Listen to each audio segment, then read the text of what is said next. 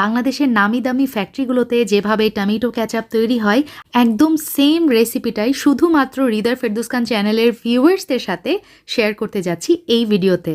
Healthy উপায়ে আপনারা বাসাতেই কিভাবে টমেটো ক্যাচাপ তৈরি করতে পারবেন সেই বিষয়ে থাকবে সমস্ত টিপস অ্যান্ড ট্রিক্স। আর আমার দেখানো পদ্ধতিতে টমেটো সস কিংবা ক্যাচাপ বানিয়ে নিলে বাসাতে 1 বছরের ওপরে সংরক্ষণ করতে পারবেন। আর আমি যেটা বলি সেটা কিন্তু করে দেখায়, আমার ভিউয়ার্সরা সবাই জানে। জাস্ট ছোট্ট একটা রিকোয়েস্ট, সেটা হচ্ছে হৃদয় ফেরদৌস খান চ্যানেলের ওপর বিশ্বাস রাখবেন। দ্যাটস ইট, আর কিছুই লাগবে না আমার। তো যাই হোক, এখানে আমি 5 কেজি পরিমাণ পাকা পাকা লাল লাল টমেটো নিয়ে নিয়েছি। টমেটো সস কিংবা ক্যাচাপ যেটাই তৈরি করেন না কেন, টমেটো নির্বাচনের ক্ষেত্রে এরকম পাকা পাকা লাল লাল টমেটোটাই নির্বাচন করবেন। তো আমি সবগুলো টমেটো খুব সুন্দরভাবে ধুয়ে নিয়েছি। এখন যেটা করব, ছুরি দিয়ে টমেটোগুলো কেটে নিচ্ছি। একটা টমেটো আমি 4 ভাগে ভাগ করে নিচ্ছি।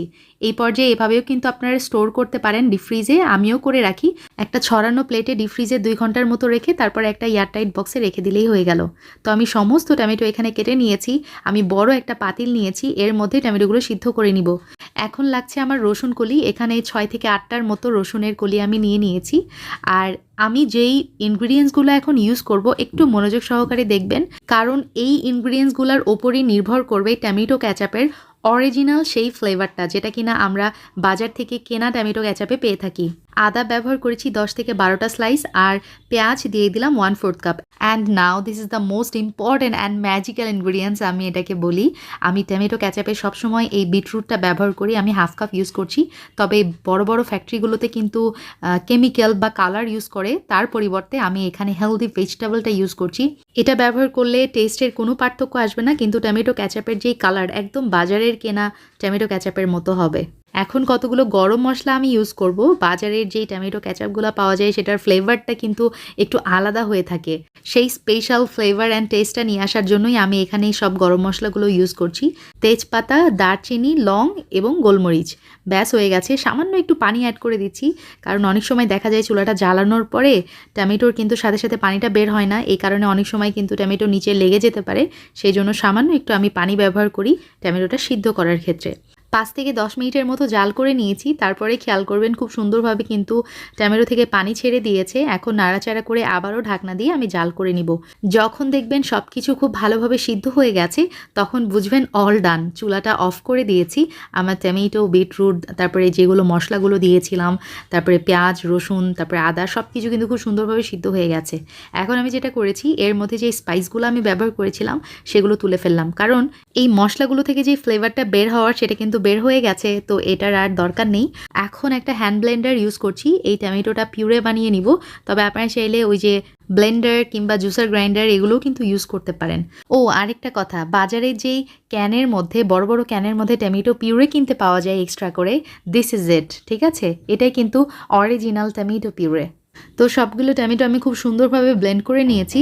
এখন যেটা করব, একটা স্ট্রেনারে আমি এটা ছেঁকে নিব, কারণ এর মধ্যে কিন্তু এখনও খোসাগুলো রয়ে গেছে। যেগুলো টমেটোর খোসা থাকে কিংবা বিচি থাকে, সেটা কিন্তু আমার এই যে চালুনি দিয়ে চেলে অথবা ছেঁকে নিয়ে এটা আলাদা করে ফেলতে হবে। এই যে দেখতে পাচ্ছেন ওয়েস্টগুলো, এটা আমি ফেলে দিচ্ছি। তো সবগুলোই এভাবে আমি খুব সুন্দরভাবে একদম ছেঁকে নিব, আর একদম পিওর যেই টমেটো পাল্প সেটা কিন্তু আমি আলাদা করে নিচ্ছি।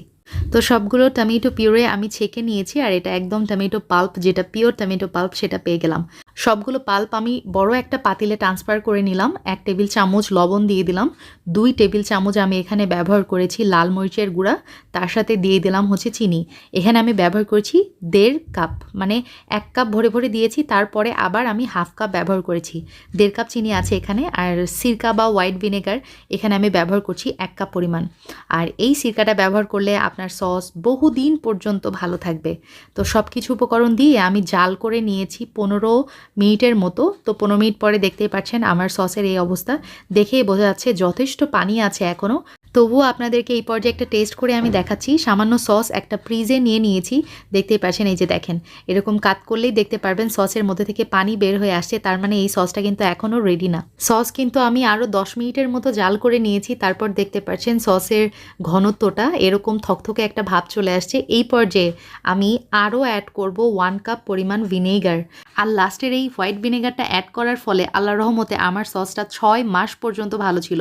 তবে ফ্যাক্টরির মতো আপনারা বছরের পর বছর সস যেভাবে ভালো রাখবেন সেই টিপসটা এখন আপনাদের সঙ্গে শেয়ার করব। সেটা হচ্ছে সোডিয়াম বেনজয়েড। এই পর্যায়ে 1 চা চামচের মতো সোডিয়াম বেনজয়েড সসের মধ্যে মিলিয়ে দিলেই হবে, আপনার সস 1 বছরের ওপরে ভালো থাকবে। আর বড় বড় ফ্যাক্টরিগুলোতে কিন্তু টমেটো সস কিংবা ফ্রুট পাল্প সংরক্ষণের ক্ষেত্রে এই সোডিয়াম বেনজয়েডটাই ব্যবহার করা হয়। আরও 10 থেকে 15 মিনিট জাল করার পর আমার সসটা কিন্তু একদমই রেডি, আলহামদুলিল্লাহ পারফেক্ট কনসিস্টেন্সিতে চলে আসছে।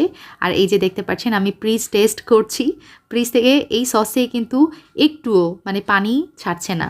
তো আলহামদুলিল্লাহ আমার সস কিন্তু একবারে রেডি, চুলা থেকে নামিয়ে নিয়েছি, ঠান্ডা করে আপনাদেরকে দেখিয়ে দিচ্ছি। This is the perfect tomato ketchup, একদম হুবহু দোকানের মতো টেস্ট। একবার ট্রাই করে দেখতে পারেন। আর হৃদয় ফেরদৌস খান চ্যানেল যেটাকে পারফেক্ট বলে সেটা কিন্তু 100% পারফেক্ট হয়। আপনারা এই জিনিসটা অবশ্যই মাথায় রাখবেন। সো ইনাফ ফর টুডে, ইনশাল্লাহ আবার দেখা হবে নতুন কোনো রেসিপি নিয়ে। সেই পর্যন্ত সবাই ভালো থাকবেন আর আমার জন্য দোয়া করবেন। আল্লাহ হাফিজ, আসসালামু আলাইকুম।